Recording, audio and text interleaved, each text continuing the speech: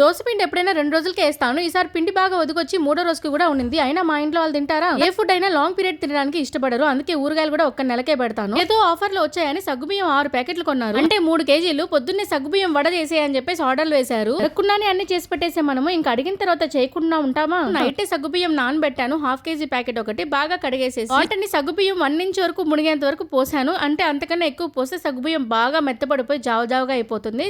ఇలా పోస్తే కరెక్ట్ గా ఉంటుంది. నానబెట్టిన సగ్గుబియ్యం అంతా వడలు చేశానంటే అపార్ట్మెంట్ అంతా పంచుకోవాల్సి వస్తుంది. అందుకని నేను సగం వేసుకొని మిగతా సగం ఇంకో యూస్ కోసం పక్కన పెట్టాను. దాంతో ఏం చేశాను అనేది ఇంకో వీడియోలో చూపిస్తాను.